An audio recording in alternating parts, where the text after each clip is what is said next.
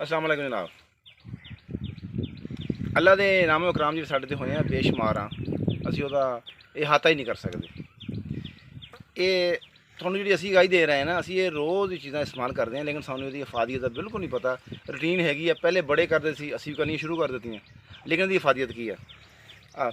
मैं तुहानू दिखा रहा है धनिया, हर घर च डेली इस्तेमाल होंदा। ये क्यों कर रहे हैं इस्तेमाल? ठंडा होंदा कहते जी, बस जनाब जी धनिया ना, धनिया अल्लाह ने ये ऐसी हिफाजत रखी आ। अगर ये धनिया ना होंदा, जो कुछ असी खा चुके हैं कैमिकल की शक्ल च, रूए ज़मीन ते इंसान कोई नहीं रहिंदा। ये बिल्कुल कन्फर्म गल आ। तुसी कोई किते रिसर्च करके देख लो, जिहड़े कैमिकल चीज़ां खाधियां असीं उन्हां दा सही तदारक ये करदा।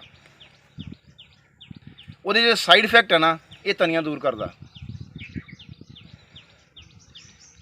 लोग जमाने की रीढ़ के हिसाब न बड़ियां माइयां पांदियां सी, अगे उन्होंने बहुआं आईयां, धीआं होईयां, वही पान लग पईयां सालन च, लेकिन पता बिल्कुल नहीं की कर रहा।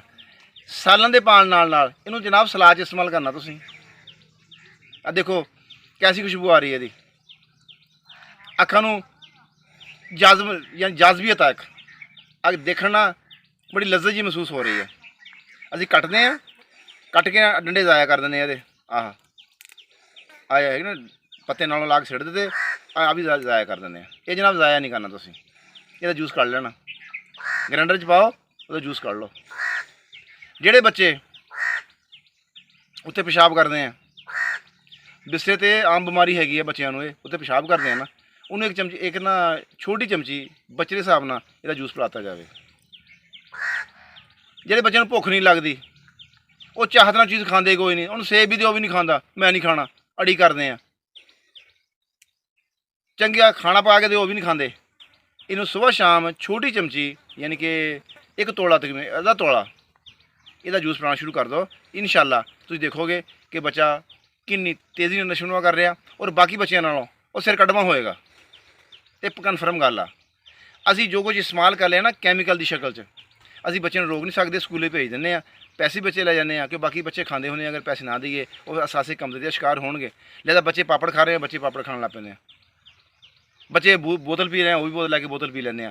जिसम जो जिन्हें साइड इफेक्ट वाली चीज़ां साढ़े अंदर जांदियां ना अंदर, हुण असीं साढ़े अमरूद ही या कोई फल हैगे असे तो उन स्प्रे होंदी आ, वो साढ़े फल स्प्रे जज्ब जरूर करते हैं। ये नहीं हो सकता कि स्प्रे जज्ब ना करन, कि सूंडी जो मारनी है जज्ब जरूर करते हैं। वो जो जज्ब करते हैं ना, वो साढ़े ना लामहला तौर पर जो असीं वो चीज़ इस्तेमाल करते हैं, वो जो कैमिकल वाला फल या स्प्रे फल साढ़े अंदर जाता। फिर साढ़ा जो कुव्वत मुदाफ़त का निज़ाम है मुतहरक होंदा कि जिसम यह जी नवी चीज़ आ जाती है ना, जिसम पहले नहीं पता इस चीज़ का कि उस मिट्टी बने हैं, जो चीज़ मिट्टी पैदा हुई असीं खावांगे, सानू इंशाअल्लाह फायदा देणगियां। लेकिन जो असीं कैमिकल चीज़ इस्तेमाल करांगे ना, सारा जिसम कबूल नहीं करेगा, कोशिश करेगा, बाद उल्टी आ जाती है, पिछ लग जाएंगे, पेट दर्द होने लग पाएगा। लेकिन आस्ता आस्ता ये आदी हो गए हैं, हुण सानू कुछ नहीं कहनियां। अगर असीं धनिया इस्तेमाल करांगे इंशाअल्लाह, अगर गलती ना कोई चीज़ खा ली है, पहले सानू छड्डनी चाहिए है कैमिकल चीज़ां, अगर असीं खा ली है, ये धनिया उहदा तदारक बेहतरीन तदारक है। इनू ना सिर्फ हांडी च इस्तेमाल लोग कर रहे हैं, लोगों को पता नहीं है सलाद बतौर सलाद इस्तेमाल किया जाए।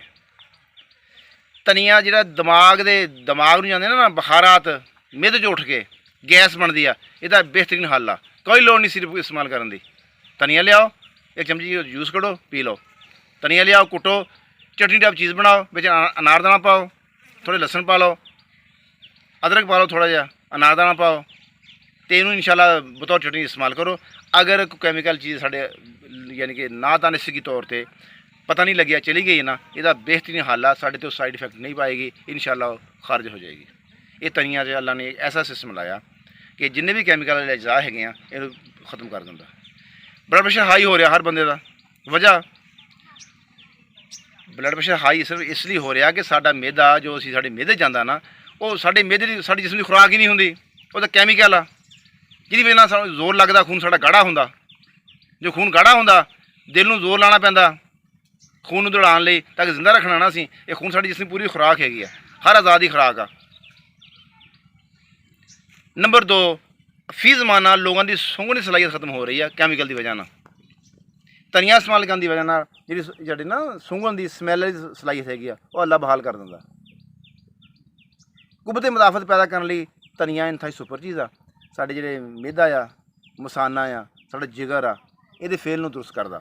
ਕੈਮੀਕਲ ਦੇ ਅਗਰ ਸਾਡੇ 'ਤੇ ਅਸਰਾਤ ਹੋਣਗੇ ਉਹਨਾਂ ਨੂੰ ਜ਼ਾਇਲ ਕਰਦਾ। ਮੈਂ ਉਮੀਦ ਕਰਦਾ ਕਿ ਇਹ ਜਿਹੜੀ ਅੱਲਾ ਦੀ ਬਣਾਈ ਚੀਜ਼ ਆ ਸਾਡੇ 'ਤੇ ਅੱਲਾ ਨੇ ਇਨਾਮ ਕੀਤਾ। ਔਰ ਇਹਦੇ ਸਿਰ ਚੰਦ ਚੂੰਡੀਆਂ ਲਾ ਦਿਓ ਨਾ, ਇੱਕ ਸਟਾਂਗ ਬੀ ਲਾ ਦਿਓ, ਆਪਣੇ ਘਰ ਲਾ ਦਿਓ, ਕੋਠੇ 'ਤੇ ਲਾ ਦਿਓ, ਮਿੱਟੀ ਪਾ ਕੇ ਗਮਲੇ 'ਚ ਪਾ ਕੇ ਲਾ ਦਿਓ, 6 ਮਹੀਨੇ ਖਾਈ ਜਾਓ। ਜੋ ਮੌਸਮ ਬਦਲਦਾ ਉਦੋਂ ਹੀ ਹੁੰਦਾ, ਅਗਰ ਉਹ ਦੁਬਾਰਾ ਫੇਰ ਲਾਤਾ ਜਾਵੇ ਫੇਰ ਇਸਤੇਮਾਲ ਹੋ ਜਾਂਦਾ, ਮੁਫਤ ਪੈਦਾ ਹੁੰਦਾ। ਤੇ ਮੈਂ ਉਮੀਦ ਕਰਦਾ ਕਿ ਤੁਸੀਂ ਇਹ ਮੇਰੀ ਇਸ ਕਾਵਿਸ਼ ਨੂੰ ਸਰਾਹੋਗੇ ਤੇ ਨਾਲ ਆਪਣੇ ਅਜ਼ੀਜ਼ੋ ਘਰ ਨੂੰ ਵੀ ਸ਼ੇਅਰ ਕਰੋਗੇ ਤਾਂ ਕਿ ਉਹ ਵੀ ਫਾਇਦਾ ਹਾਸਿਲ ਕਰ ਸਕਣ। ਅਗਲੀ ਵੀਡੀਓ ਤੱਕ ਇਜਾਜ਼ਤ ਚਾਹਨਾ। ਅੱਲਾ ਹਾਮੀ ਨਾਸਰ।